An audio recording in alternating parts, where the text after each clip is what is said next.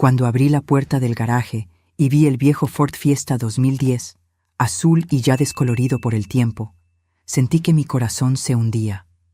Ese auto era todo lo que quedaba del hombre con el que viví 30 años de mi vida. Con sus más de 200.000 kilómetros recorridos, los arañazos en los costados y el discreto golpe en el parachoques, parecía tan cansado como los recuerdos que guardaba. Mi nuera miró el auto y se rió, inclinándose para susurrarle algo a mi hijo, lo suficientemente alto para que yo lo oyera, ni siquiera para dejar algo que valiera la pena, solo esta chatarra. Fingí que no me importaba, pero unas horas después, al encender el auto, vi algo extraño en el GPS. Encontré un mensaje oculto que mi difunto esposo me había dejado, y lo que descubrí a continuación me hizo temblar de pavor. Pero antes de continuar, verifica si ya estás suscrito al canal y escribe en los comentarios. ¿Desde dónde estás viendo este video? Nos encanta saber hasta dónde están llegando nuestras historias. Me llamo Elena, tengo 61 años, y hasta hace 3 semanas creía que conocía a mi esposo Carlos perfectamente. Estuvimos casados por casi 3 décadas. Él era gerente en una pequeña ferretería, ganaba un sueldo modesto, pero siempre cuidó de mí. Nunca tuvimos mucho, pero tampoco nos quejamos. Nuestra casa era rentada, un sencillo dúplex en un barrio de clase media-baja en la Ciudad de México. Nuestros 2 hijos, Amanda y Rafael, ya estaban casados y con sus propias familias. Carlos siempre pareció preocupado por el dinero. Recortaba cupones, regateaba en las tiendas, insistía en reparar las cosas rotas en lugar de comprar nuevas. «Necesitamos ahorrar para cuando seamos viejos, Elena», solía decir. Pero cuando murió, de forma inesperada, a los 65 años, de un ataque cardíaco fulminante mientras cortaba el césped de nuestro pequeño patio, no encontramos prácticamente nada en nuestras cuentas. Solo 1,200 pesos mexicanos en la cuenta de ahorro y aquel viejo Fiesta azul. Nuestra casa, que siempre pensé que estaba hipotecada, en realidad era rentada. El apartamento que supuse que estaba comprando para nuestro retiro aparentemente nunca existió. No había seguros, inversiones, nada. Al menos fue eso lo que el abogado dijo cuando leyó el testamento a la familia reunida en la sala de estar de la casa que ahora tendría que dejar en 60 días. Mientras Rafael, mi hijo, me abrazaba en silencio, su esposa Débora no podía ocultar su desprecio. ¿Sabías que no tenía nada? ¿Cómo planeaban vivir? Las preguntas me cortaban como cuchillos. Yo no sabía. Carlos se encargaba de las finanzas. Siempre decía que todo estaba bajo control, que yo no necesitaba preocuparme. Después del velorio, de los pocos amigos ofreciendo condolencias, de los vecinos trayendo platos de comida que apenas tocaba, finalmente me quedé sola. Mis hijos regresaron a sus casas, y me encontré sentada en la mesa de la cocina mirando las llaves del Fiesta. Era viernes por la noche, 3 días después del entierro, y necesitaba empezar a empacar mi vida. No podía. ¿Cómo empacar 30 años? ¿Cómo decidir qué llevar cuando no tenía a dónde ir? Amanda me había ofrecido la habitación de huéspedes en su apartamento apretado, pero sabía que sería temporal. Rafael vivía en un dúplex pequeño con su esposa y 2 hijos, y Débora había dejado bien claro que no había espacio para una boca más. Tomé las llaves del auto y bajé al garaje. Por lo menos podría intentar entender qué funcionaba y qué no en aquel vehículo. Apenas conducía. Carlos siempre tomaba el volante, pero ahora necesitaría arreglármelas. Me senté en el asiento del conductor, sintiendo el olor de él todavía presente. El cuero agrietado del volante, el tablero polvoriento, el pequeño San Cristóbal colgado del espejo retrovisor. Giré la llave y el motor tosió antes de arrancar.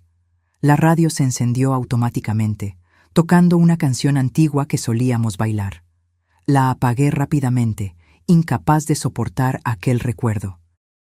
Fue entonces que noté el GPS incorporado en el tablero. Nunca lo habíamos usado. Carlos prefería mapas de papel. Decía que eran más confiables que esos cachivaches electrónicos. Por curiosidad, toqué la pantalla. El aparato se encendió y mostró un mapa de la ciudad. En la esquina de la pantalla había un icono que decía Favoritos. Presioné y solo apareció una dirección, guardada como para Elena. Me quedé paralizada.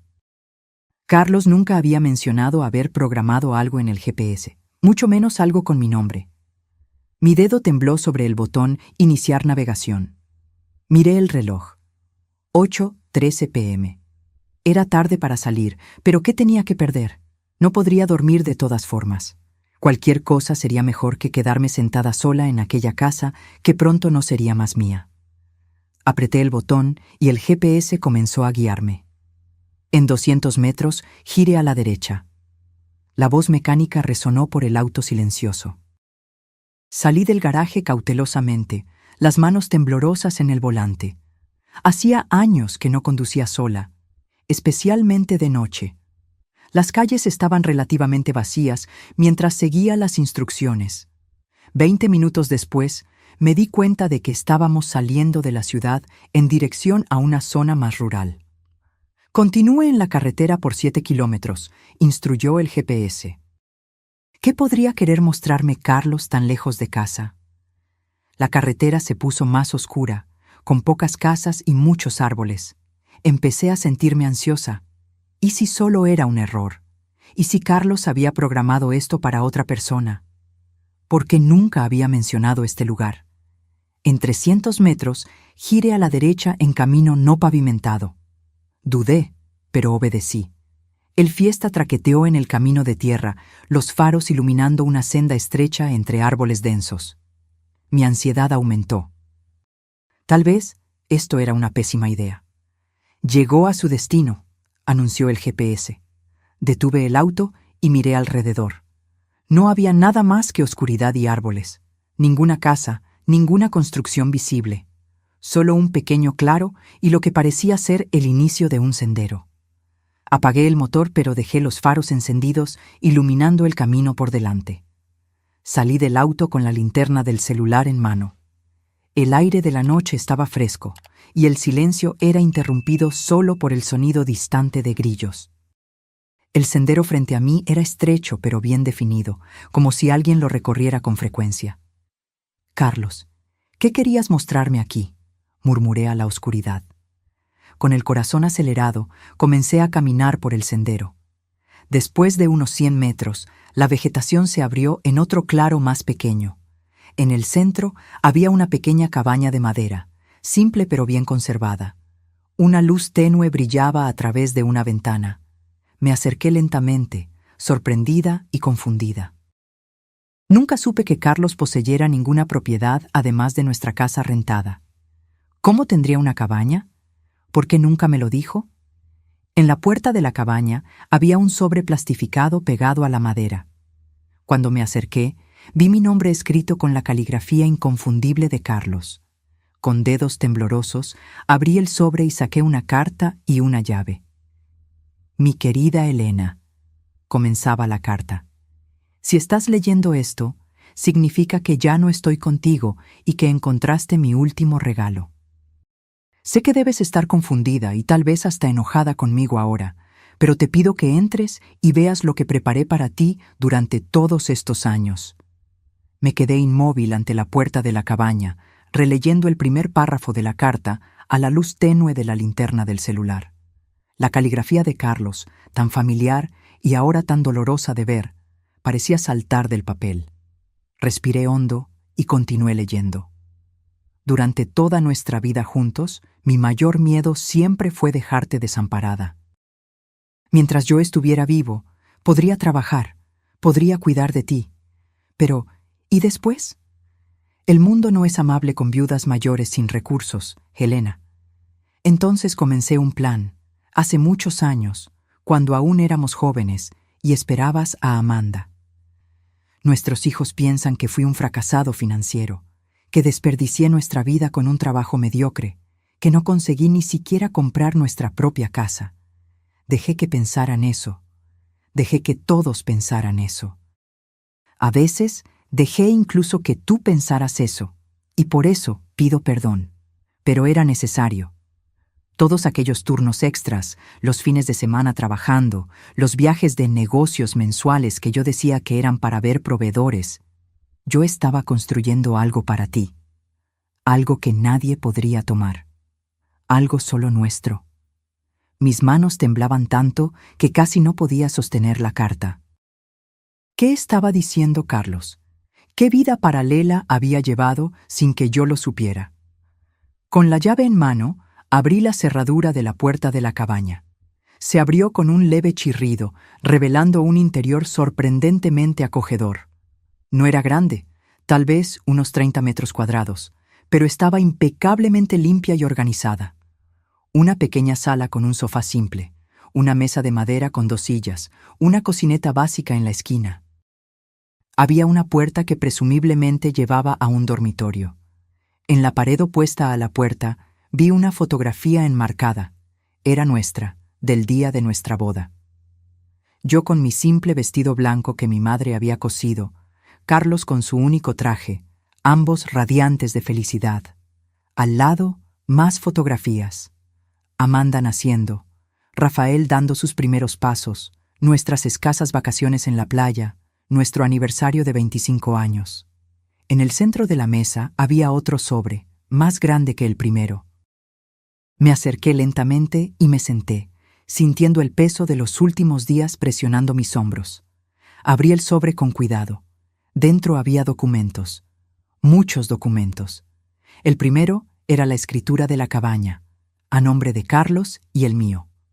Propiedad liquidada, decía el sello en la parte superior. Debajo, más papeles, certificados de propiedad de tierras. 12 hectáreas alrededor de la cabaña, también a nuestros nombres. Un extracto bancario de una cuenta que yo nunca supe que existía, con un saldo que me hizo ahogar. 782.450 pesos mexicanos. Y había más. Pólizas de seguros, inversiones en diferentes fondos, acciones de empresas, todo meticulosamente organizado y documentado. Cada papel representaba años de planificación silenciosa, de ahorros escondidos, de un futuro que Carlos estaba construyendo mientras yo pensaba que apenas podíamos pagar las cuentas. Dentro del sobre encontré la continuación de la carta. Elena, todo lo que ves aquí es tuyo ahora. La cabaña, la tierra, los ahorros, las inversiones. Calculé que, administrando con cuidado, tendrás lo suficiente para vivir cómodamente por el resto de tu vida. No es una fortuna, pero es seguridad. Nunca necesitarás depender de nadie. Elegí no incluir esto en el testamento oficial porque no quería que nadie lo supiera, ni siquiera nuestros hijos. No porque no confíe en ellos, sino porque aprendí a lo largo de los años que el dinero cambia a las personas, y principalmente porque quería que esta fuera una conversación entre nosotros dos, incluso si yo ya me hubiera ido.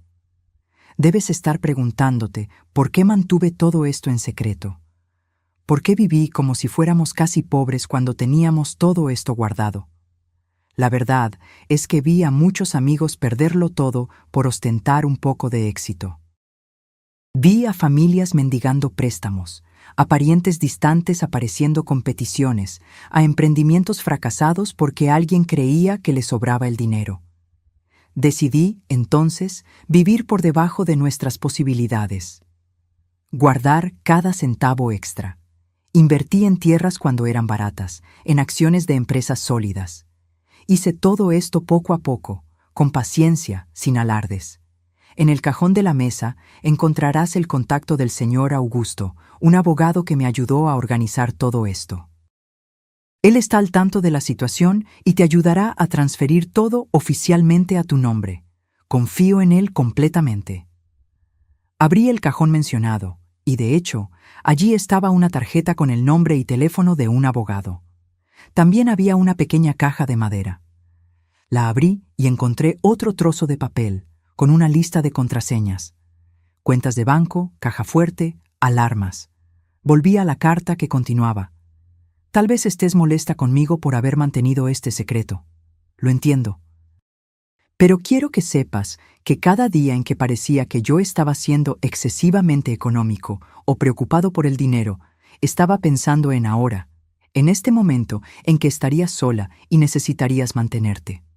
Una última cosa. En el dormitorio hay una pequeña caja fuerte empotrada en la pared detrás del cuadro de nuestra primera casa. La contraseña es la fecha del día en que nos conocimos. ¿Te acuerdas? En la parada del autobús durante aquella lluvia terrible. Dentro de ella hay una sorpresa más para ti. Con el corazón latiendo fuerte, fui hasta el pequeño dormitorio. Era simple, con una cama de matrimonio y un armario de madera. En la pared, el cuadro mencionado, una acuarela de la casa donde vivimos en los primeros años de casados. Lo retiré y allí estaba la caja fuerte. Digité la contraseña 09051979. La caja fuerte se abrió con un clic. Dentro había una caja de terciopelo azul oscuro. La abrí lentamente. Era un collar de oro con un dije de zafiro, la piedra que Carlos siempre decía que combinaba con mis ojos. Nunca tuve una joya así, nada ni remotamente parecido. Junto al collar, una última nota. Para que siempre recuerdes que, incluso en las dificultades, siempre fuiste mi tesoro más preciado. Te amaré por siempre, Carlos. Las lágrimas que había contenido hasta entonces vinieron como un torrente incontrolable. Me senté en la orilla de la cama, el collar en una mano, las cartas en la otra, llorando por este hombre que había pasado décadas construyendo un futuro para mí, en silencio, sin reconocimiento, sin que nadie lo supiera. En ese momento, entendí que nunca había conocido a mi esposo por completo. Detrás de aquel hombre simple y frugal que yo pensaba comprender totalmente, había alguien mucho más complejo, un estratega paciente, un protector determinado, alguien capaz de sacrificar el confort inmediato por un objetivo mayor. Pasé la noche en la cabaña, sumergida en los recuerdos y en los documentos que representaban una vida de devoción silenciosa. Cuando el sol comenzó a salir, me di cuenta de que, a pesar de todo el dolor de la pérdida, Carlos me había dado un último regalo que iba mucho más allá del dinero o de la seguridad financiera. Me había dado la posibilidad de un nuevo comienzo. A la mañana siguiente salí de la cabaña al aire fresco del campo. El sol iluminaba las 12 hectáreas de tierra que ahora eran mías. Una propiedad que, según los documentos, Carlos venía comprando poco a poco, parcela por parcela, durante los últimos 20 años. Caminé por la propiedad, descubriendo un pequeño lago, árboles frutales plantados a intervalos regulares, y hasta un huerto bien cuidado en la parte trasera de la cabaña. ¿Quién mantenía todo esto mientras Carlos estaba trabajando en la Ciudad de México? En los documentos encontré la respuesta. Un contrato con el señor Joaquín, un señor local que cuidaba la propiedad semanalmente. El contrato estaba pagado por un año entero más. Volví a la cabaña y tomé un café, pensando en lo que haría a continuación. La realidad comenzaba a asentarse. Yo no estaba desamparada. No necesitaría la caridad renuente de mis hijos o la compasión fingida de mi nuera. Tenía un lugar para vivir, dinero para mantenerme y un futuro que, aunque solitario sin Carlos, no era desesperado. Tomé el celular y llamé a mis hijos. Les pedí que vinieran a encontrarme en aquella dirección, diciendo solo que había descubierto algo importante que Carlos había dejado. Amanda sonó preocupada, Rafael confuso, pero ambos prometieron venir al final de la tarde. Mientras esperaba, organicé los documentos en la mesa. Releí todo varias veces, todavía intentando absorber la magnitud de lo que Carlos había hecho. Entendí entonces por qué él siempre parecía tan cansado, por qué trabajaba tanto, por qué insistía en ahorrar cada centavo. No era avaricia, era amor. A las 4 de la tarde oí autos acercándose. Salí al porche de la cabaña y vi 2 vehículos deteniéndose al lado de mi fiesta. El pequeño Honda de Amanda y el Chevrolet de Rafael, con Débora en el asiento del pasajero. «Mamá, ¿qué es este lugar? ¿Cómo lo encontraste?» Amanda corrió hacia mí, abrazándome fuerte. Ella parecía genuinamente preocupada. «Hemos estado intentando llamarte por horas». Rafael se acercó más despacio, mirando alrededor con curiosidad evidente. ¿De quién es esta cabaña? ¿Por qué nos llamaste aquí? Débora permaneció unos pasos atrás, examinando todo con expresión crítica. Deberías estar descansando en casa, no conduciendo por ahí sola, comentó, sin mirarme a los ojos. Vengan conmigo, dije simplemente, conduciéndolos dentro de la cabaña. Los tres se detuvieron en la entrada, sorprendidos con el interior acogedor y bien cuidado. Siéntense, indiqué la mesa donde los documentos estaban dispuestos. Tengo algo que mostrarles. Les conté entonces sobre el GPS en el auto, sobre cómo había seguido las coordenadas la noche anterior, sobre lo que había encontrado. Les expliqué sobre los documentos, sobre la estrategia financiera de Carlos, sobre la vida doble que él había creado, no por deshonestidad, sino por precaución y amor. Amanda comenzó a llorar cuando mostré los valores de las cuentas e inversiones. Rafael se quedó en silencio, mirando fijamente la escritura de la propiedad con nuestros nombres. Débora palideció visiblemente. Les estoy mostrando esto porque son mi familia, expliqué. Quiero que sepan que estoy bien, que no necesitan preocuparse por mí. Su padre cuidó de todo. ¿Por qué nunca nos lo contó? Rafael finalmente habló, su voz temblorosa. ¿Por qué vivir como si estuviéramos siempre al borde de la quiebra cuando teníamos... ¿esto? Le pasé la parte de la carta donde Carlos explicaba sus motivos. Rafael leyó en voz alta, su voz quebrándose en las últimas palabras. Amanda se secó las lágrimas. Él siempre fue tan discreto, tan reservado sobre el dinero. Recuerdo cómo se molestaba cuando pedíamos juguetes caros o ropa de marca. Él estaba enseñándonos a valorar lo que importa, respondí, entendiendo ahora más claramente las actitudes de Carlos. Él quería que fuéramos felices con poco, porque sabía que la verdadera riqueza no está en lo que poseemos. Débora, que había permanecido en silencio, finalmente habló. Entonces, ¿todo esto es tuyo ahora? ¿La cabaña, el terreno, el dinero? Sí, respondí simplemente. Pero mis planes no cambiaron. Voy a seguir viviendo modestamente, como Carlos me enseñó. La única diferencia es que ahora puedo hacerlo en mi propio espacio, sin ser una carga para nadie. Algo se encendió en sus ojos, una mezcla de sorpresa, vergüenza y tal vez cálculo. Conocía bien aquella mirada. En los pocos años desde que ella se había casado con Rafael, yo había visto aquella expresión siempre que se mencionaba el dinero. Bueno, esto es una gran sorpresa, murmuró. Estamos muy felices por ti, por supuesto. Y si necesitas ayuda para administrar todo esto, Rafael tiene experiencia con inversiones, ¿no es así, querido? Mi hijo parecía incómodo. Mamá sabe lo que está haciendo, Débora. Además, papá ya proveyó un abogado para ayudarla. Pasamos las horas siguientes explorando la propiedad juntos. Les mostré el lago, los árboles frutales, el huerto. Amanda sugirió que podríamos hacer un almuerzo familiar allí todos los meses. Rafael, siempre práctico, comenzó a hacer planes para mejorar el camino de acceso. La propiedad se ubicaba cerca del hermoso pueblo de Huasca de Ocampo. Cuando el sol comenzó a ponerse, Amanda me abrazó fuerte. Voy a extrañarte en la ciudad, pero estoy feliz de que tengas este lugar. Parece algo que papá haría, cuidando de ti incluso después de irse. Rafael también me abrazó, sosteniéndome por más tiempo de lo habitual. Perdóname, susurró. Debí haber insistido más en ayudarte, en lugar de dejar que Débora... No completó la frase, pero no era necesario. Está todo bien, respondí. Ustedes no sabían. Nadie sabía. Mientras ellos se preparaban para irse, Débora se acercó a mí con una sonrisa que no alcanzaba sus ojos. Elena, necesito pedirte disculpas por lo que dije el día del testamento, sobre que Carlos no había dejado ni para un funeral decente.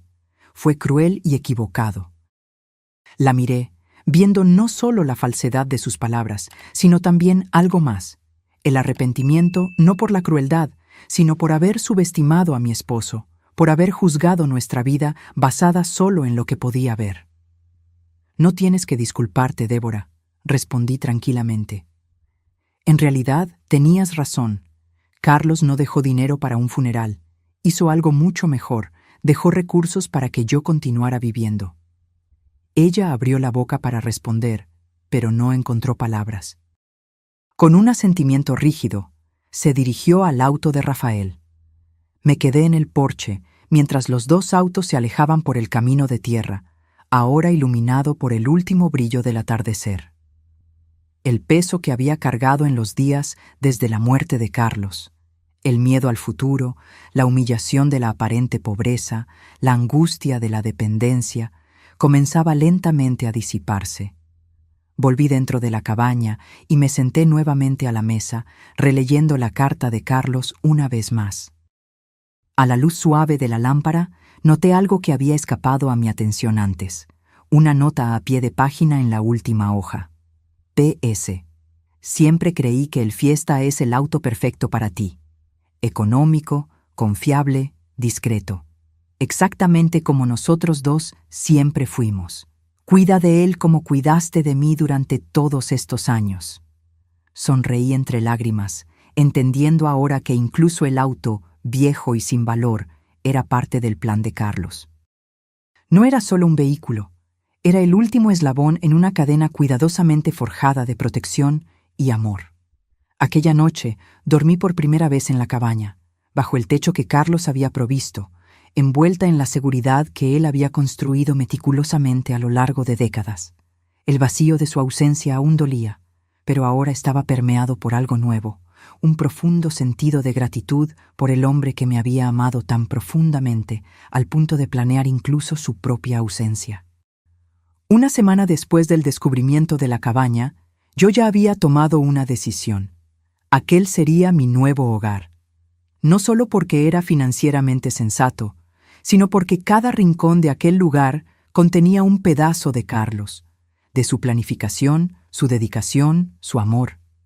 El lunes llamé al señor Augusto, el abogado indicado por Carlos. Él no pareció sorprendido con mi llamada. Su voz es exactamente como Carlos la describió, dijo él con gentileza. Estoy a su disposición, señora. Elena. Su esposo organizó todo con extremo cuidado. En los días siguientes, me encontré inmersa en un mundo de documentación legal, transferencias bancarias y planificación financiera, cosas que Carlos siempre había manejado. El señor Augusto fue paciente, explicando cada detalle, conduciéndome por el proceso de asumir control sobre aquella fortuna inesperada. Su esposo era un hombre extraordinariamente metódico, comentó el abogado durante uno de nuestros encuentros. En 32 años de abogacía, nunca vi a alguien planear con tanta antelación y precisión. Descubrí que Carlos había comenzado este plan justo después del nacimiento de Amanda, nuestro primer hijo. Había abierto una cuenta secreta con una pequeña cantidad, y durante 30 años depositó consistentemente parte de su sueldo allí. Compró la primera parcela de tierra cuando la región aún era completamente rural y poco valorizada, en las afueras de la Ciudad de México, cerca de Huasca de Ocampo, y fue añadiendo más áreas a lo largo de los años. La cabaña fue construida por partes. Primero la estructura básica, después los acabados, el mobiliario simple pero durable, los pequeños detalles que hacían el espacio acogedor. Todo pagado al contado, todo documentado meticulosamente. Mientras organizaba la mudanza de la casa rentada a la cabaña, comencé a hacer pequeñas adaptaciones en el espacio. Carlos había construido pensando en funcionalidad y confort básico, pero ahora yo podría añadir mi propio toque. Compré cortinas nuevas, más coloridas que las neutras que él había escogido. Agregué algunas plantas, traje mis libros favoritos, puse más fotografías en las paredes. El señor Joaquín, el cuidador que se encargaba de la propiedad, se volvió un apoyo invaluable. Un señor de casi 70 años, de pocas palabras, que conocía cada centímetro de aquellas tierras. Su esposo venía aquí 2 veces al mes, me contó Joaquín mientras me mostraba cómo funcionaba el sistema de irrigación del huerto.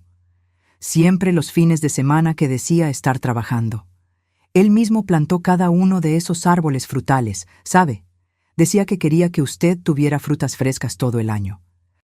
Miré el huerto ordenado, manzanos, naranjos, durazneros, todos en diferentes etapas de crecimiento, e imaginé a Carlos aquí, solo, plantando cada árbol pensando en mí. ¿Cuántos fines de semana había pasado en esta tierra, trabajando en silencio, construyendo este refugio, mientras yo creía que él estaba haciendo horas extras en la tienda en Ciudad de México? Él hablaba mucho de usted, continuó Joaquín, aparentemente sintiendo mi necesidad de saber más. Siempre decía que usted merecía mucho más de lo que él podía ofrecer abiertamente, que un día entendería por qué él vivía de forma tan económica. Conforme pasaron los días, fui descubriendo más secretos de la propiedad. Un pequeño depósito detrás de la cabaña contenía herramientas de jardinería, todas organizadas meticulosamente. Una colección de semillas guardadas en frascos de vidrio etiquetados con la caligrafía de Carlos. Un cuaderno con anotaciones sobre las plantas, cuándo florecen, cómo cuidar, problemas comunes. Al final del mes, cuando llegó el día de dejar definitivamente la casa rentada, Amanda y Rafael vinieron a ayudarme con la mudanza final. Traje solo lo esencial: ropa, algunos muebles con valor sentimental, álbumes de fotografías, los pocos objetos que realmente importaban. Débora no vino. Rafael explicó vagamente que ella estaba ocupada con los preparativos para un evento de caridad, pero vi la vergüenza en sus ojos. Desde el descubrimiento de la cabaña y del dinero, ella había evitado contacto directo conmigo. «Ella está avergonzada, mamá», me dijo Amanda en un momento en que estábamos solas, organizando mi colección de libros en el pequeño estante de la cabaña. Rafael me contó que pasó días diciendo lo horrible que se sentía por haberte juzgado, por haber dicho aquellas cosas. «Espero que realmente lo sienta», respondí, sin conseguir evitar un toque de amargura. No por los comentarios sobre mí, sino por haber subestimado a su padre, por haberlo juzgado como un fracasado cuando él estaba silenciosamente construyendo todo esto. Amanda abrazó mis hombros. A papá nunca le importó lo que los otros pensaran. A él le importaban los resultados, no las apariencias. Creo que él estaría riendo ahora, sabiendo cómo nos sorprendió a todos. Reflexioné sobre eso mientras terminábamos de organizar mis pertenencias. Carlos, siempre tan discreto, tan silencioso en sus logros, nunca buscando elogios, nunca alardeando lo que hacía. Tal vez él realmente estaba satisfecho ahora, sabiendo que su plan había funcionado perfectamente. Aquella noche, después de que mis hijos se fueran, me quedé sola en la cabaña por primera vez como su moradora oficial. Me senté en el porche con una taza de té, observando el cielo estrellado, tan diferente del cielo urbano que había visto desde la ventana de nuestra casa rentada por tantos años. Al día siguiente, comencé a establecer una rutina. Me despertaba temprano, algo que siempre hice, pero ahora en lugar de preparar el café para Carlos antes de que saliera para el trabajo en la Ciudad de México, lo tomaba sola en el porche, observando el amanecer entre los árboles en Huasca de Ocampo. Después, trabajaba un poco en el huerto con la orientación paciente del señor Joaquín. «Usted aprende rápido», comentó él después de verme arrancar correctamente las malas hierbas sin dañar las plantas de lechuga. «Su esposo decía que usted tenía buenas manos para las plantas, pero nunca tuvo espacio para un jardín decente». Era verdad, siempre me gustaron las plantas, pero nuestro pequeño patio en la ciudad apenas permitía algunas macetas. Carlos lo sabía también, aparentemente. Una prueba más de cómo él me observaba, anotaba mentalmente mis deseos y sueños, incluso los más triviales. Pasado un mes en la cabaña, recibí una llamada inesperada. Era Débora. «¿Elena?» Su voz sonaba titubeante, nada parecida a su habitual tono confiado. «Espero no estar molestando». «No lo estás, Débora. ¿Cómo estás?» «Estoy bien, gracias». Hubo una pausa incómoda. Me gustaría saber si puedo ir a visitarte, sola, Hay algo que necesito decirte personalmente. Confieso que me sorprendió. Desde la revelación sobre la herencia de Carlos, Débora se había mantenido distante, comunicándose conmigo solo a través de Rafael. Claro, respondí curiosa. ¿Cuándo te gustaría venir? Mañana, si es conveniente. Por la mañana. Acepté, y al día siguiente, puntualmente a las 10 a.m., oí un auto acercándose. Por la ventana de la cocina vi a Débora salir de su reluciente Audi, pareciendo fuera de lugar en su conjunto de saco y pantalón sastre en el ambiente rural. Abrí la puerta antes de que llamara. «Buenos días, Débora. Entra, por favor». Ella parecía nerviosa, algo inusual para alguien siempre tan segura de sí misma. Aceptó el café que ofrecí y nos sentamos a la mesa de la cocina. «Este lugar es mucho más agradable de lo que imaginé», comentó, mirando alrededor. Cuando Rafael dijo cabaña, pensé en algo más rústico. «Carlos nunca hizo nada a medias», respondí. Incluso viviendo con sencillez, él valoraba el confort. Débora giró la taza entre los dedos, visiblemente incómoda. Finalmente, después de un largo silencio, habló. «Vine a pedirte disculpas, Elena. No solo por las cosas horribles que dije después del funeral de Carlos, sino por cómo te traté durante todos estos años». Me mantuve en silencio, esperando que continuara. «Siempre los vi a ti y a Carlos como fracasados», admitió, las palabras pareciendo doler al salir. «Siempre pensé, ¿cómo alguien puede trabajar por 30 años y no tener nada que mostrar? Sin casa propia, sin auto de lujo, sin viajes internacionales. Los juzgué por la ausencia de cosas materiales».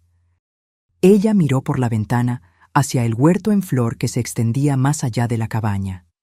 «Pero ahora me doy cuenta de que estaban construyendo algo mucho más grande, mucho más significativo que las apariencias que yo valoraba tanto. Mientras yo publicaba fotos de cenas caras en las redes sociales y me endeudaba para mantener una imagen, Carlos estaba silenciosamente construyendo un patrimonio real».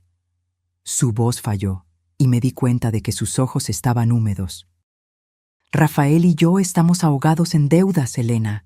¿Aquel auto en la entrada? Financiado. ¿Nuestra casa?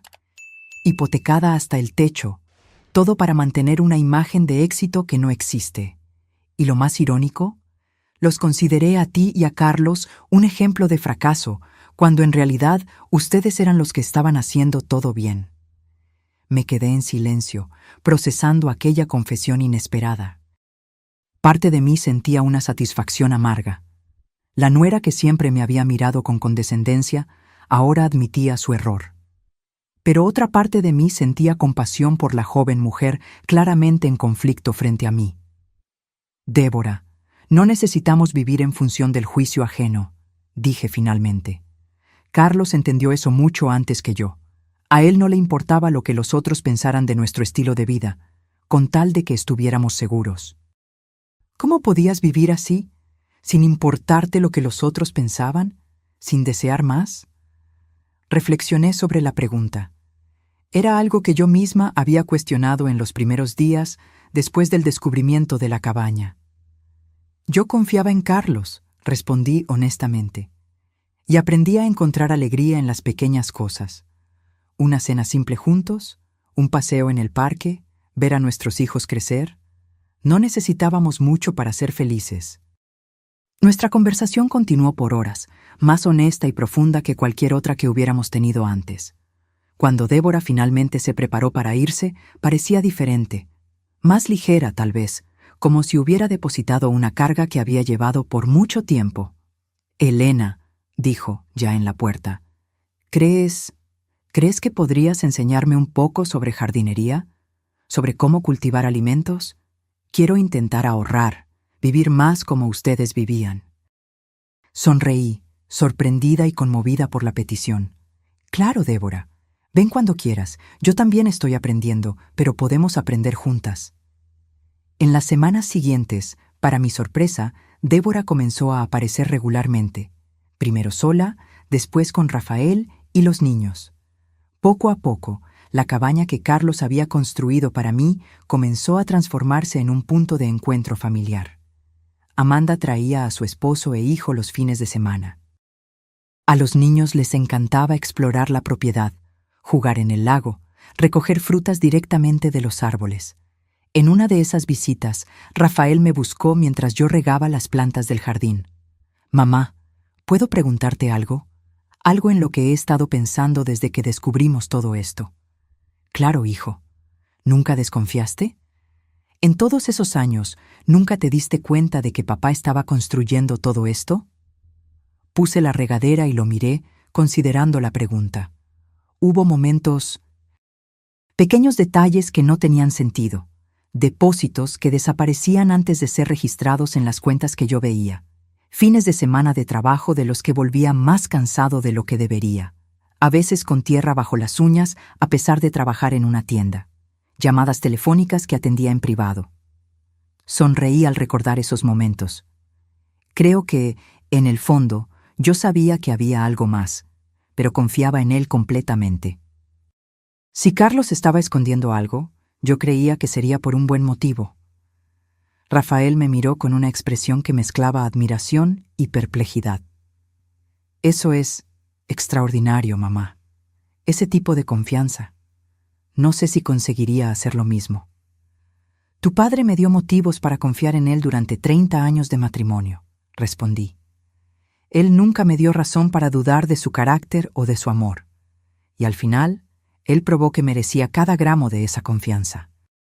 Mientras Rafael se alejaba, pensé en cómo la vida había cambiado en estos últimos meses. El dolor de la pérdida de Carlos aún estaba allí, un vacío que nunca sería completamente llenado. Pero a su lado había ahora un profundo sentimiento de gratitud, no solo por el confort material que él me había dejado, sino por su visión, su planificación, su determinación en protegerme incluso después de irse. La cabaña, que inicialmente había visto como solo un refugio, se volvía cada vez más un hogar. El lugar donde la familia se reunía, donde yo plantaba mis propias flores, donde sentía la presencia de Carlos en los detalles que él había tan cuidadosamente planeado. Por la noche, sola, yo todavía lloraba a veces. No solo de tristeza, sino de una emoción compleja, una mezcla de pérdida, amor, gratitud y admiración por el hombre extraordinario que había escogido compartir su vida conmigo y que continuaba cuidando de mí incluso después de irse. Hace 6 meses pasaron desde que encontré la cabaña. El otoño llegó, transformando el paisaje en tonos dorados y rojos en las tierras de Huasca de Ocampo. Los manzanos estaban cargados, y yo pasaba las mañanas recogiendo frutas con la ayuda del señor Joaquín, que pacientemente me enseñaba a identificar las que estaban en el punto justo. En una tarde particularmente agradable, mientras organizaba uno de los cajones de la oficina improvisada que había montado en un rincón de la sala, encontré un cuaderno marrón de tapa dura que no había notado antes. Estaba parcialmente escondido bajo otros documentos. Lo abrí con curiosidad y reconocí inmediatamente la letra de Carlos, aquella caligrafía metódica y clara que yo conocía tan bien. Era una especie de diario, pero no el tipo común con entradas diarias sobre sentimientos personales. Era un registro de sus visitas a la propiedad, comenzando 24 años atrás. 17 de marzo de 2001. Compré 2 hectáreas adyacentes más al terreno original. El vendedor pensó que yo estaba loco por querer tierras tan aisladas, pero el precio estaba excelente. Algún día, cuando Elena descubra todo esto, ella tendrá un lugar tranquilo para vivir. Mis ojos se llenaron de lágrimas mientras volteaba las páginas amarillentas. En cada entrada, Carlos detallaba sus actividades: la compra de más tierras, la plantación de árboles, el inicio de la construcción de la cabaña, las mejoras a lo largo de los años. 05 de septiembre de 2008. Terminé el techo de la cabaña hoy. Me tomó más tiempo de lo planeado, pero quise hacer todo con cuidado. Quiero que Elena tenga un lugar sólido, que no necesite reparaciones constantes cuando yo ya no esté aquí.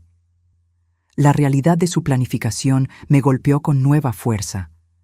Carlos no solo había ahorrado dinero para mí, Él había literalmente construido un futuro con sus propias manos, ladrillo por ladrillo, árbol por árbol.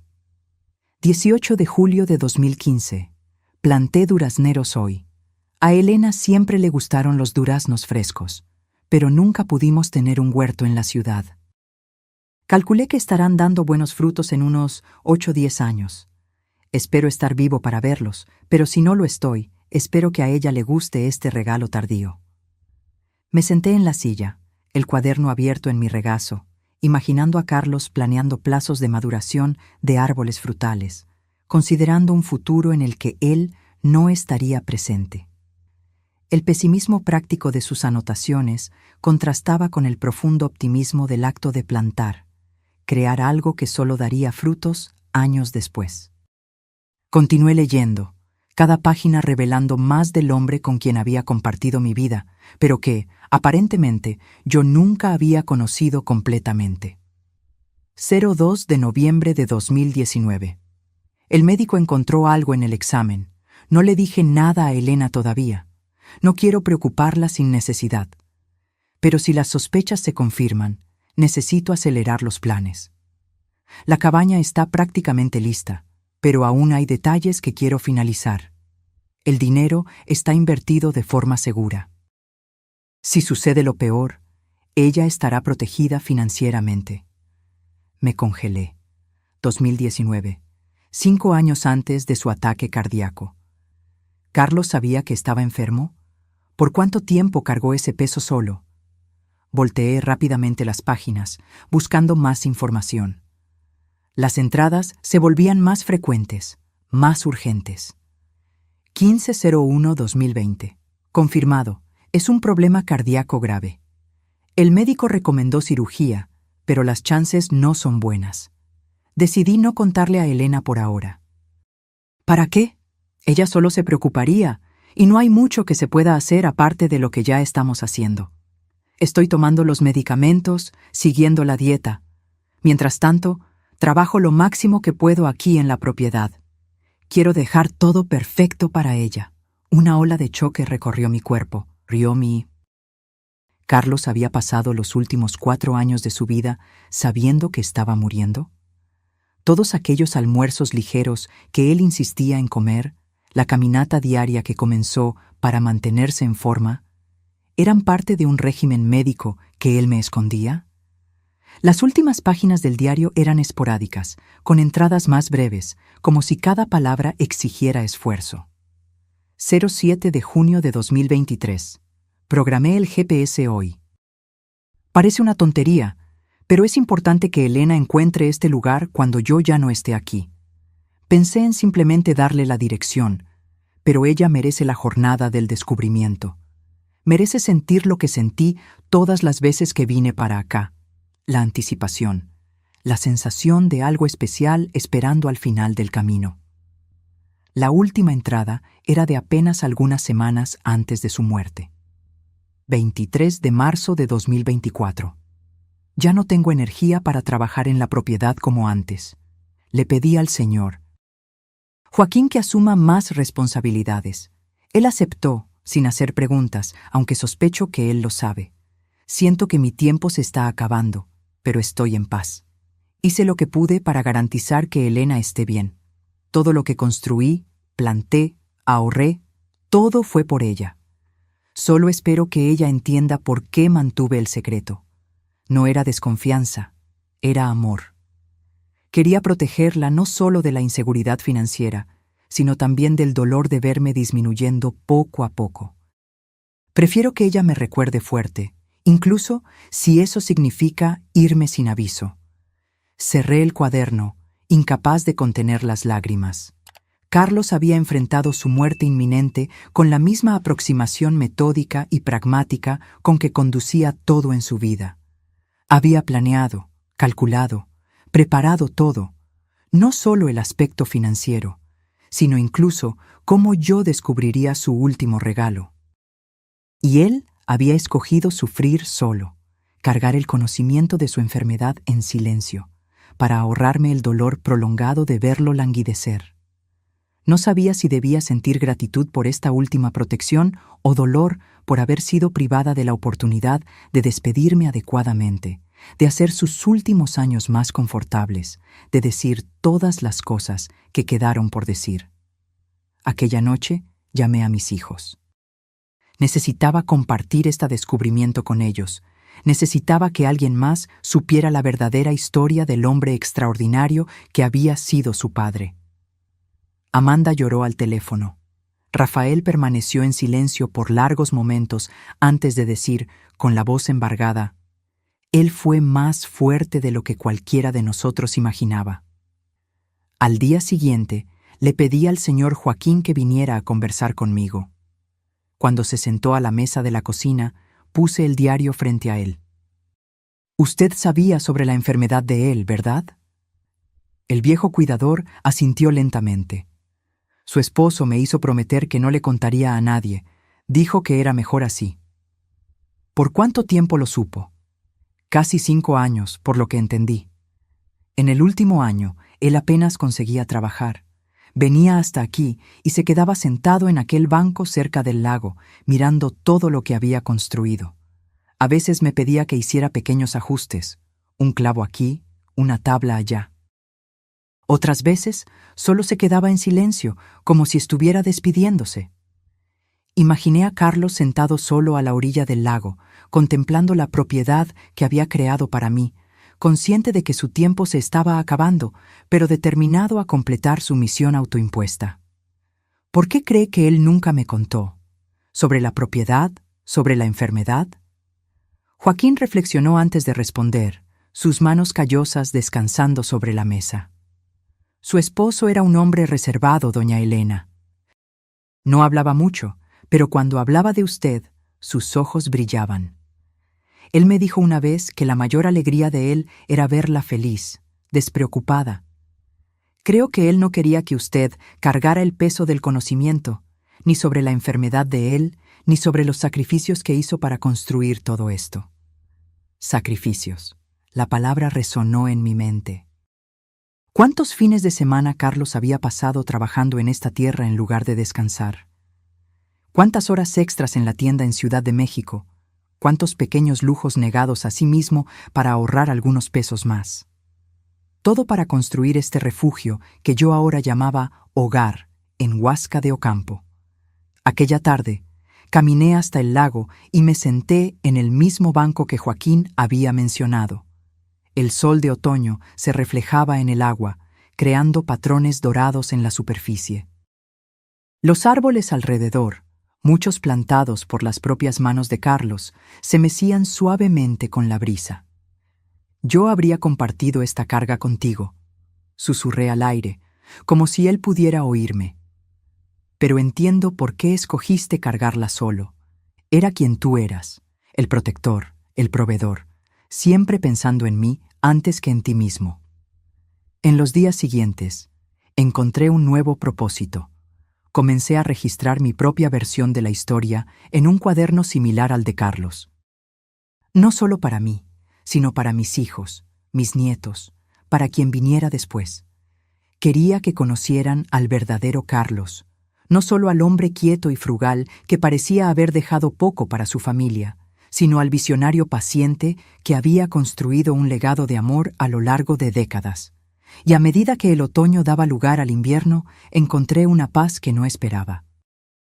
El dolor de la pérdida permanecía, pero ahora estaba entrelazado con una profunda admiración por el hombre que me había amado tan completamente, tan silenciosamente, hasta su último suspiro. El primer aniversario de la muerte de Carlos se acercaba, trayendo consigo una melancolía que intenté contrabalancear con actividad constante. Transformé la pequeña oficina en un espacio de recuerdos, fotografías nuestras a lo largo de los años, objetos que él valoraba, el diario que había encontrado cuidadosamente preservado en una caja de madera que Rafael había hecho especialmente para eso. El invierno había sido difícil. La soledad a veces pesaba, especialmente en las noches más frías. Pero había desarrollado una rutina que me sustentaba. El trabajo en la propiedad, las visitas regulares de mis hijos y nietos, las nuevas amistades que había cultivado en la comunidad rural alrededor de Huasca de Ocampo. Una semana antes de la fecha, recibí un llamado telefónico inesperado. Era el señor Augusto, el abogado. Señora Elena, tengo un sobre más que su esposo dejó conmigo. Él me instruyó específicamente para entregárselo a usted solo después de un año de su partida. Mi corazón se aceleró. ¿Un sobre? ¿Con qué? Él no me dijo el contenido, solo la fecha en que debía ser entregado. Puedo llevárselo a usted mañana, si le es conveniente. Acepté, la mente repleta de preguntas. ¿Qué más podría haber dejado Carlos para mí? ¿Qué más había planeado con su meticulosidad característica? Al día siguiente, recibí al señor Augusto en el porche de la cabaña. Él parecía admirado con la propiedad, comentando sobre lo bien cuidado que estaba todo.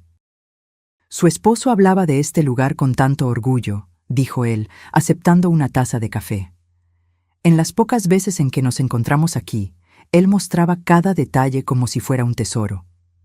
Él construyó todo esto solo, ¿sabe? Con sus propias manos. Sí, él me contó. Un hombre notable, su Carlos. En todos mis años de abogacía, raramente encontré a alguien tan determinado. Después de algunas formalidades, él finalmente me entregó el sobre. Un paquete de tamaño medio, sellado, con mi nombre escrito en la caligrafía de Carlos. Él me hizo prometer que lo entregaría personalmente, no por correo, explicó el abogado. Dijo que era demasiado importante para arriesgarse a perderse. Después de que el señor Augusto se fue, me senté a la mesa de la cocina y abrí cuidadosamente el sobre. Dentro había otro sobre más pequeño y una memoria USB negra, junto con una carta. Mi querida Elena, si estás leyendo esto, significa que ya ha pasado un año desde que partí. Espero que este año, a pesar del dolor que sé que sentiste, también haya traído descubrimientos y, quién sabe, incluso alguna alegría. Espero que la cabaña se haya vuelto un hogar para ti, que los árboles que planté estén dando frutos, que estés encontrando paz en este lugar que construí, pensando en ti con cada clavo, con cada teja. Hay una última cosa que quiero compartir. Algo que tal vez ayude a explicar por qué viví como viví, por qué tomé las elecciones que tomé. En la memoria USB encontrarás una grabación. Es una conversación que tuve con mi propio padre una semana antes de que él falleciera. Yo tenía 22 años. Tú y yo estábamos comprometidos desde hacía solo 2 meses. ¿Te acuerdas de lo jóvenes que éramos? ¿De cuántos sueños teníamos? ¿Cuántos planes? Mi padre, un hombre simple que trabajó toda la vida en la misma fábrica, me llamó para una conversación final. Él sabía que estaba muriendo. Cáncer, etapa terminal. Grabé nuestra conversación sin que él lo supiera. En la época, creí que era una forma de preservar su voz, sus consejos. No me di cuenta de que sería el modelo para todo lo que haría en los 40 años siguientes. Escucha cuando estés lista. Tal vez ayude a entender al hombre con quien te casaste. Un hombre que, incluso después de tantos años a tu lado, tal vez permaneció un misterio en algunos aspectos. El sobre más pequeño contiene otra sorpresa, algo que compré hace muchos años y guardé para este momento específico. Un símbolo, nada más. Con todo mi amor, para siempre, Carlos. Con manos temblorosas, conecté la memoria USB a la pequeña laptop que había comprado para administrar la propiedad. Encontré un único archivo de audio, fechado de hace 43 años. Cuando hice clic para reproducir, la voz de Carlos, joven, vibrante, tan diferente de la voz más grave que conocí en los últimos años, llenó la cocina. «Papá, ¿puedo grabar nuestra conversación para recordar después?» Una voz más ronca, que nunca había oído antes, respondió. «No necesitas eso, hijo.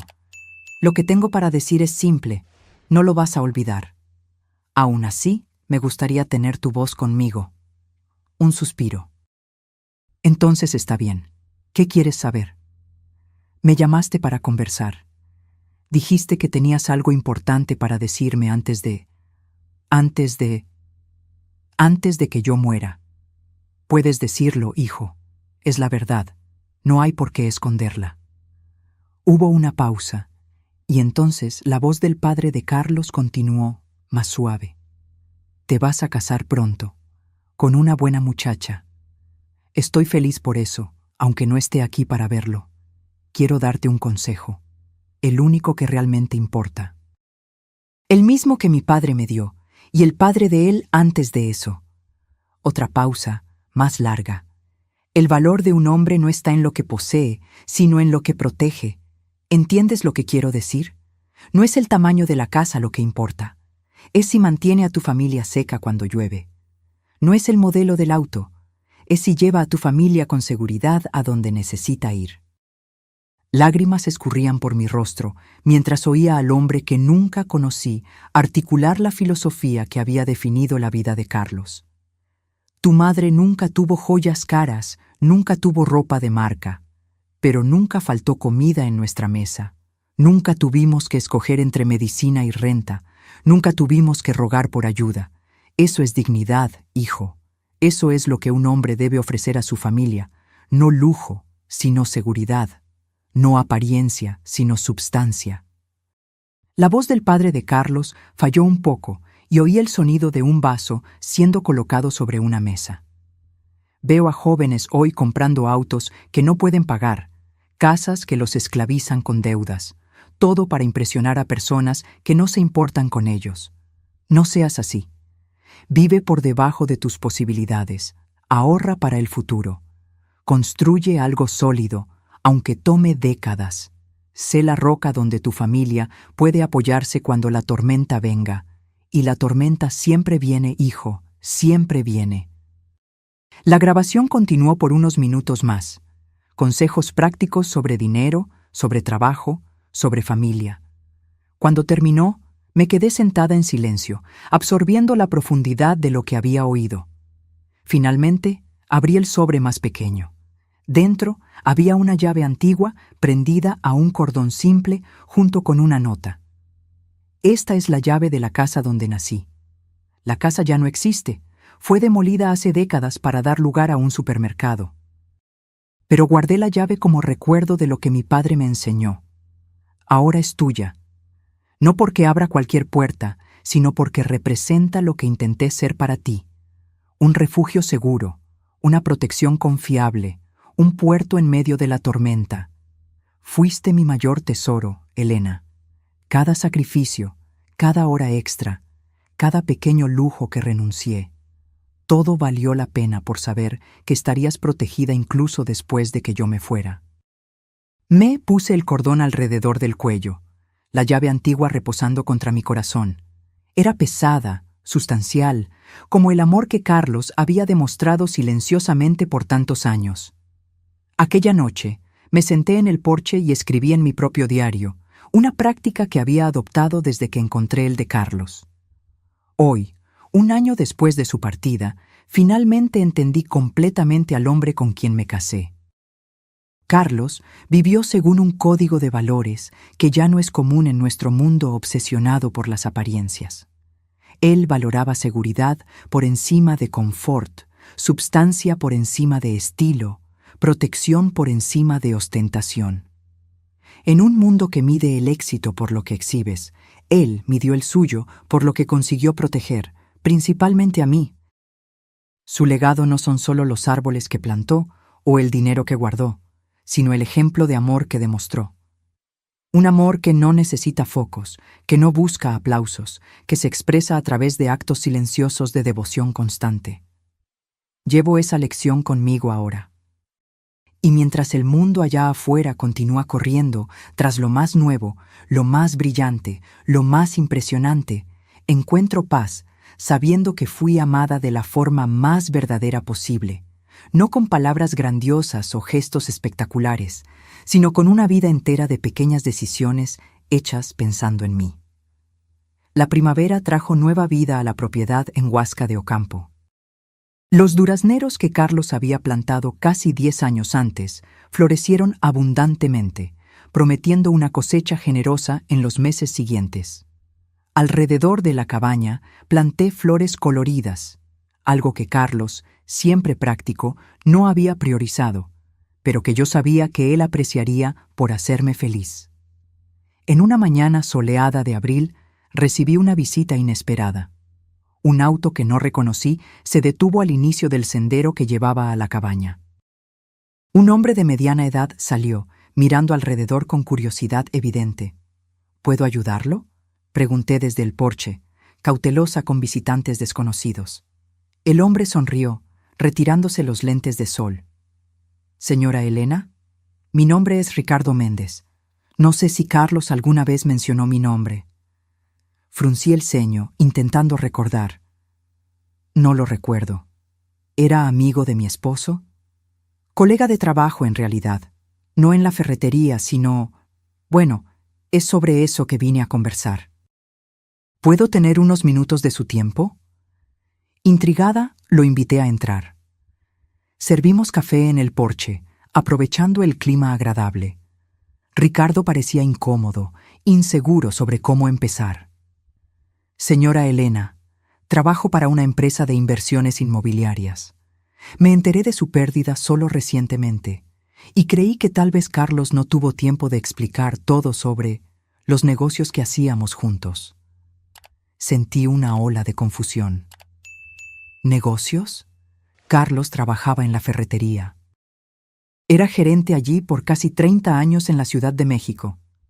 Ricardo asintió, una sonrisa comprensiva en su rostro. Sí, lo era. Pero esa era solo una parte de su vida profesional. Carlos también trabajaba con nosotros como consultor de inversiones inmobiliarias. De hecho, él tenía un talento excepcional para identificar propiedades subvaloradas con potencial de apreciación. Ricardo tomó un sorbo de café antes de continuar. No entiendo. Carlos nunca mencionó otro empleo. Él era muy discreto sobre eso, Ricardo explicó gentilmente. Comenzó hace unos 25 años, casi por casualidad. Carlos vino a nuestra oficina para obtener información sobre un terreno. Este terreno, de hecho. Él gesticuló hacia la propiedad a nuestro alrededor. En la conversación, demostró un conocimiento notable sobre valores de tierra en la región, tendencias de desarrollo, factores que influencian la apreciación a largo plazo. Ricardo tomó un sorbo de café antes de continuar. Mi padre, que era el fundador de la empresa, le ofreció un trabajo de medio tiempo como consultor.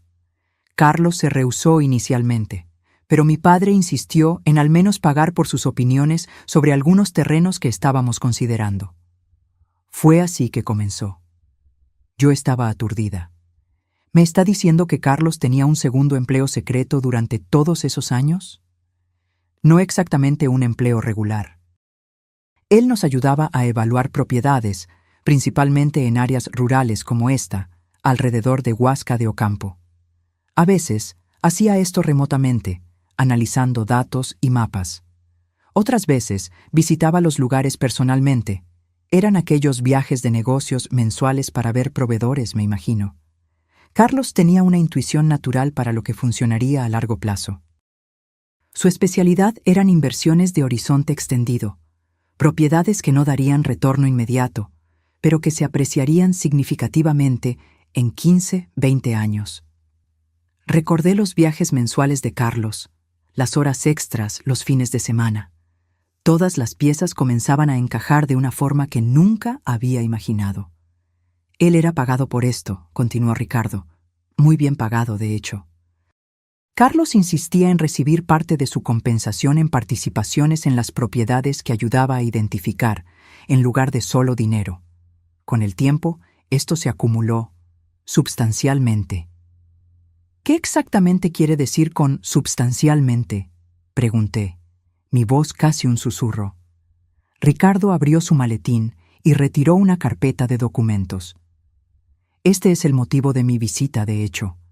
Carlos poseía participaciones minoritarias en 17 emprendimientos diferentes a través de nuestra empresa.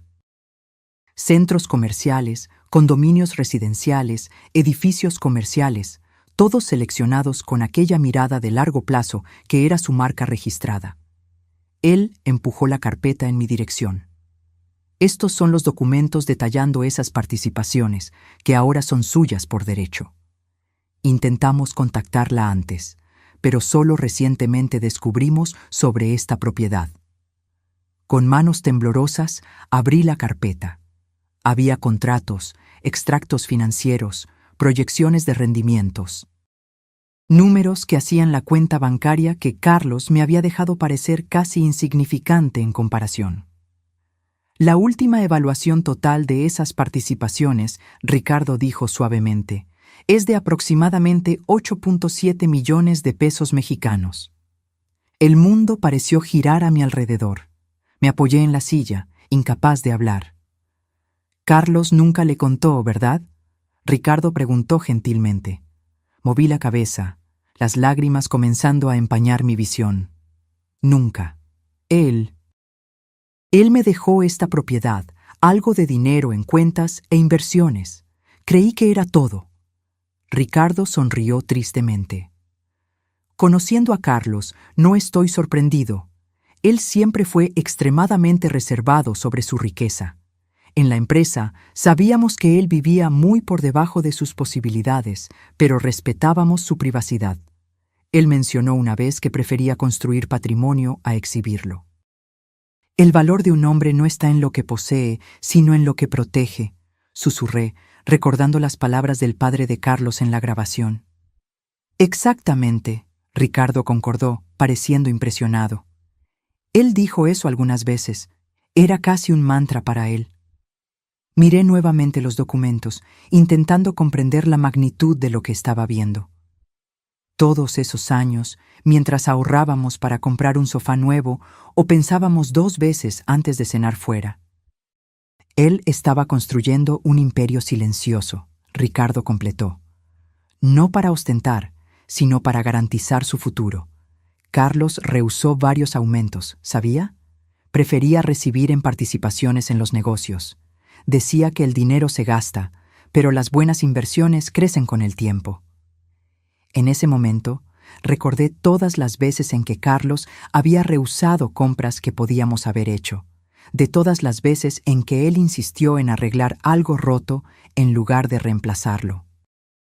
No era por mezquindad o falta de recursos, era parte de una filosofía de vida más profunda, una visión de largo plazo que yo nunca había comprendido completamente. ¿Por qué nunca me contó?, pregunté, más para mí misma que para Ricardo. El hombre consideró la pregunta por un momento. No puedo responder con certeza, claro, pero mi padre, que trabajó con Carlos por más tiempo, siempre dijo que él tenía un miedo casi supersticio. Ricardo, interrumpí, una súbita realización me golpeó. Él sabía que estaba enfermo. En los últimos años.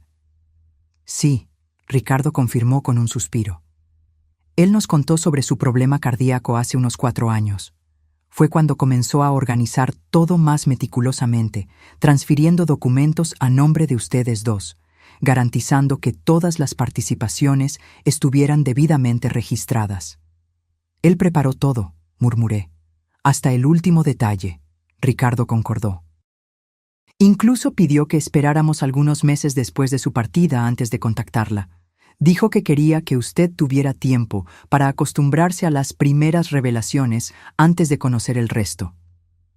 Pensé en el GPS programado para traerme a la cabaña, en las cartas cuidadosamente escritas, en los documentos organizados, cada etapa planeada para guiarme gentilmente a través de un proceso que podría haber sido abrumador si se revelaba de una sola vez. Hay una cosa más, Ricardo agregó, retirando un sobre final de su maletín. Carlos pidió que yo entregara esto personalmente, después de explicar sobre las inversiones. Acepté el sobre, reconociendo inmediatamente la caligrafía de Carlos. Lo abrí con cuidado, intentando controlar el temblor en las manos. Mi Elena, si Ricardo está entregando esta carta, ya sabes sobre mi otro trabajo. Espero que entiendas por qué mantuve esto en secreto por tanto tiempo. Al principio, era solo una forma de ganar un dinero extra para construir algo para nosotros. Conforme el éxito de las inversiones creció, comencé a temer que la riqueza pudiera cambiar nuestra vida de maneras que yo no deseaba. Vi tantas familias destruidas por el dinero, amistades corrompidas por la envidia, matrimonios arruinados por expectativas infladas, hijos malcriados por facilidades excesivas. Temía también que, si algo me sucedía demasiado pronto, quedarías vulnerable a oportunistas, a consejeros interesados solo en tu nueva riqueza. Entonces decidí crear capas de protección. Primero la cabaña y el dinero suficiente para una vida confortable. Después, esta revelación final. Sé que puede parecer manipulador, y tal vez lo fue. Pido tu perdón por eso. Todo lo que hice, cada decisión que tomé, fue pensando en tu bienestar y seguridad. Ahora tienes opciones, Elena. Todas las opciones que yo siempre quise que tuvieras. Puedes seguir viviendo simplemente en la cabaña, usar solo lo que necesites de los rendimientos para vivir cómodamente. Puedes ayudar a nuestros hijos, nietos, causas que valoras. Puedes viajar, explorar, hacer todo lo que siempre soñamos pero pospusimos para después. Solo pido una cosa, no dejes que el dinero cambie quién eres. La mujer simple, gentil y generosa con quien me casé, que encontraba alegría en las pequeñas cosas, que valoraba a las personas por encima de las posesiones. Esa es la verdadera riqueza que tuvimos. Siempre fuiste mi tesoro más precioso. Para siempre tuyo, Carlos. Cuando terminé de leer, las lágrimas corrían libremente por mi rostro. Ricardo discretamente me entregó un pañuelo, esperando pacientemente que yo recuperara la compostura. Él era un hombre extraordinario, comentó Ricardo suavemente. Todos en la empresa lo respetaban profundamente. Nunca conocí a alguien que combinara tanta astucia financiera con tanta integridad personal. Asentí, incapaz de hablar. El Carlos, que yo conocí durante 30 años de matrimonio, frugal, dedicado, trabajador en la Ciudad de México, había sido real. Pero había también este otro Carlos, el estratega financiero brillante, el constructor paciente de un imperio invisible en el área de Huasca de Ocampo. En los días siguientes, mientras trabajaba con Ricardo para entender el alcance completo de lo que Carlos había construido, oscilé entre admiración, confusión e incluso momentos de rabia por la magnitud del secreto que él había mantenido. ¿Cómo pudimos haber compartido una vida por tantos años, con una parte tan significativa de ella escondida de mí? Pero a medida que organizaba los documentos, aprendiendo sobre cada inversión, cada propiedad, cada decisión estratégica que él había tomado a lo largo de las décadas, comencé a ver un patrón claro, una coherencia absoluta entre el Carlos que yo conocía y el hombre de negocios que había permanecido en las sombras. Cada inversión reflejaba sus valores. Preferencia por proyectos con beneficios comunitarios, evitando emprendimientos que pudieran perjudicar a pequeños comerciantes locales, priorizando sostenibilidad ambiental décadas antes de que se volviera moda. El mismo hombre que arreglaba nuestras cosas en lugar de reemplazarlas, había insistido en prácticas sostenibles en sus emprendimientos inmobiliarios. El mismo hombre que ahorraba centavos en el supermercado había donado anónimamente para causas locales a través de fundaciones ligadas a sus inversiones. 3 semanas después de la visita de Ricardo, reuní a mi familia en la cabaña. Era un domingo soleado, perfecto para un almuerzo al aire libre. Mientras observaba a Amanda y Rafael ayudando a montar las mesas bajo los árboles, sus hijos corriendo alrededor, jugando con el perro que había adoptado recientemente, sentí una profunda certeza sobre lo que necesitaba hacer. Débora, que en los últimos meses se había vuelto sorprendentemente cercana, ayudaba en la cocina, preparando una ensalada con verduras frescas del huerto. ¿Está todo bien?, preguntó, notando mi silencio contemplativo. Perfectamente bien, respondí, solo pensando en cómo la vida da vueltas inesperadas. Cuando todos estaban sentados, con los platos servidos, levanté mi copa para un brindis. A la memoria de Carlos, dije simplemente. Todos levantaron sus copas, murmurando en concordancia. Entonces, respiré hondo. Tengo algo importante para compartir con ustedes hoy. Algo que descubrí recientemente sobre su padre, sobre nuestro matrimonio, sobre nuestra vida juntos. Les conté entonces sobre la visita de Ricardo, sobre el trabajo secreto de Carlos como consultor de inversiones, sobre el imperio silencioso que él había construido a lo largo de décadas. Les expliqué sobre las participaciones en emprendimientos, sobre los millones que ahora formaban parte de su herencia. Rafael dejó caer el tenedor. Amanda se cubrió la boca con las manos. Débora se puso pálida. «Pero eso es increíble», Rafael finalmente consiguió decir. «Todo este tiempo, mientras vivíamos como una familia de clase media común», completé. Exactamente como su padre quería. Él creía que la riqueza ostensible nos cambiaría, nos alejaría de los valores que realmente le importaban. Les mostré entonces la última carta de Carlos, dejando que leyeran sus explicaciones en sus propias palabras. Cuando terminaron, todos estaban emocionados. «Él era un genio», murmuró Amanda, secándose las lágrimas. «Un genio secreto». «Más que eso», agregué. Era un hombre con una visión muy clara de lo que significaba amar a su familia. Para él, el amor significaba protección, seguridad, garantía de futuro, no solo para mí, sino para todos ustedes también.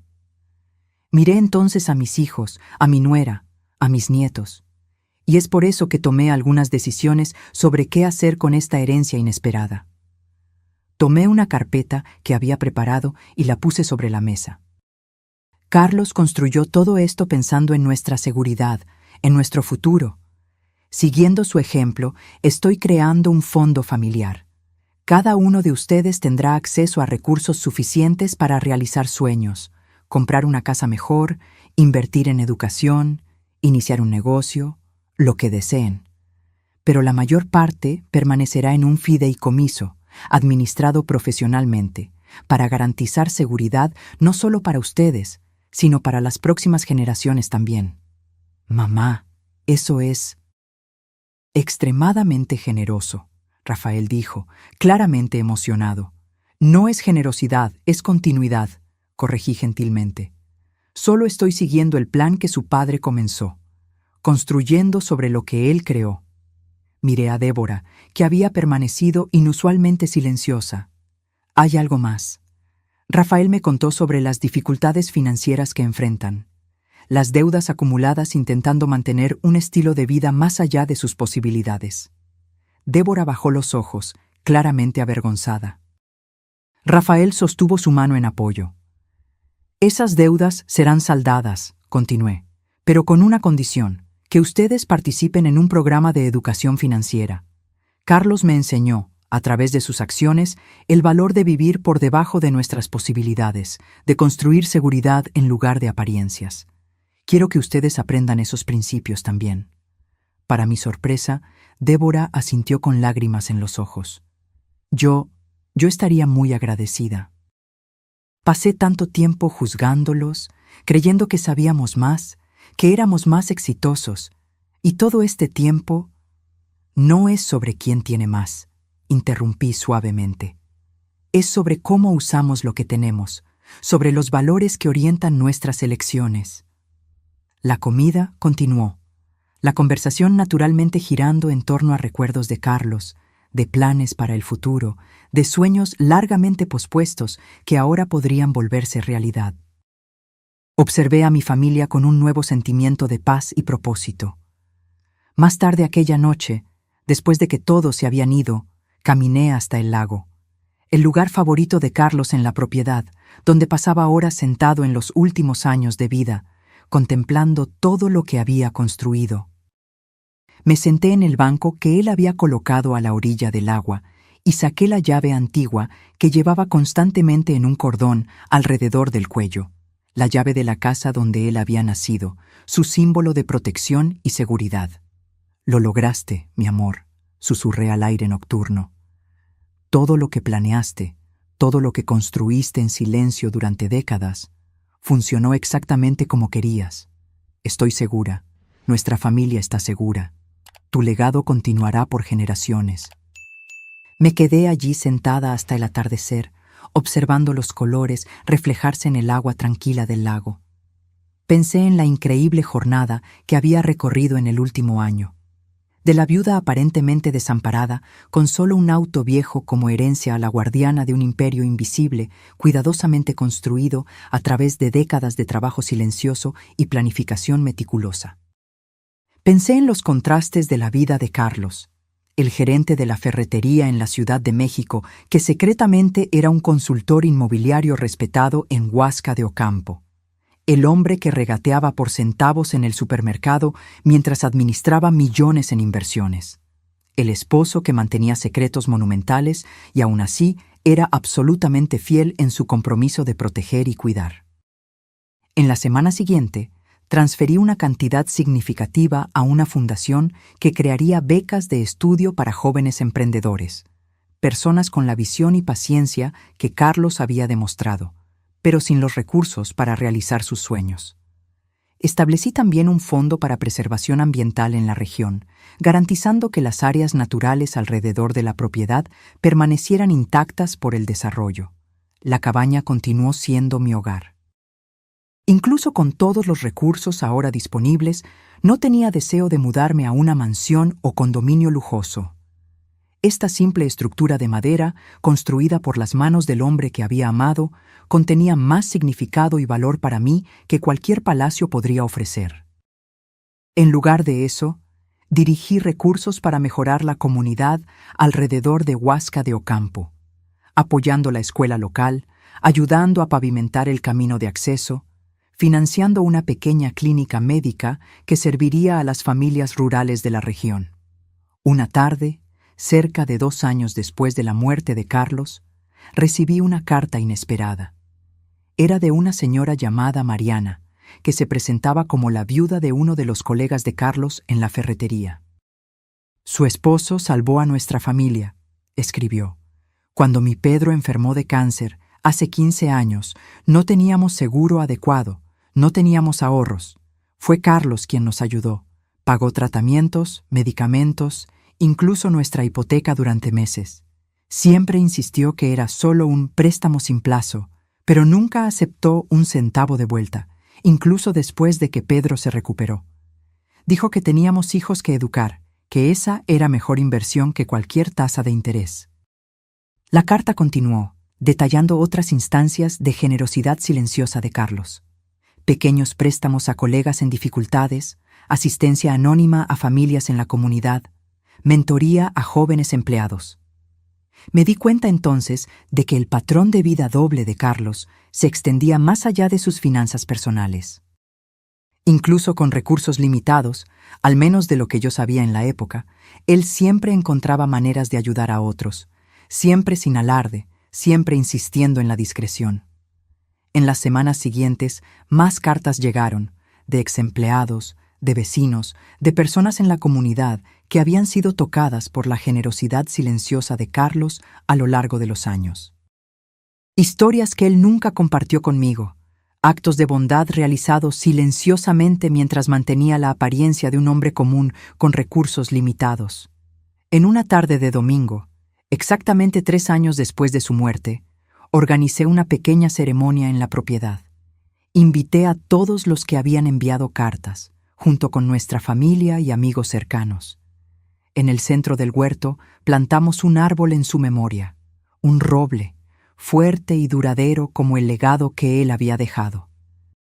Mientras echaba la primera pala de tierra sobre las raíces del árbol, reflexioné sobre la lección final que Carlos me había enseñado, que la verdadera riqueza no es medida por lo que poseemos o exhibimos, sino por el impacto positivo que causamos en la vida de los otros.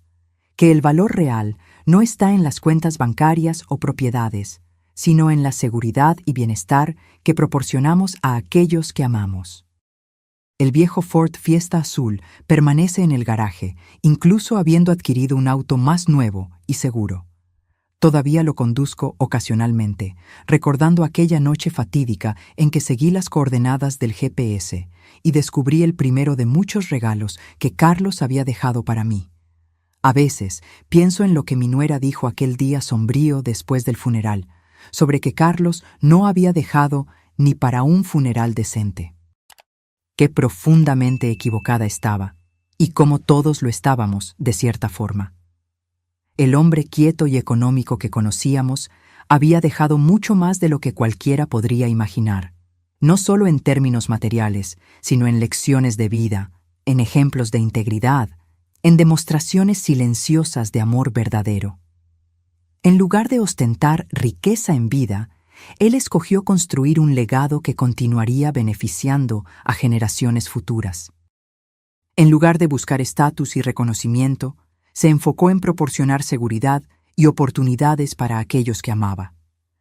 El último regalo de Carlos no fue el auto, ni la cabaña, ni siquiera los millones en inversiones. Fue la sabiduría que él vivió diariamente, que el amor verdadero se expresa no a través de palabras grandiosas o gestos espectaculares, sino a través de consistencia, de planificación cuidadosa, de sacrificio silencioso hecho de buena voluntad por aquellos que amamos. Una lección que llevo conmigo todos los días, como la llave antigua que aún cuelga alrededor de mi cuello. Un recordatorio constante del hombre extraordinario que escogió vivir una vida aparentemente común, pero que dejó un legado verdaderamente excepcional. Ahora, si te gustó esta historia, haz clic en suscribirte y dime en los comentarios qué parte te dejó con la boca abierta. Y no olvides hacerte miembro para tener acceso a videos exclusivos que no publico aquí. Te espero allá.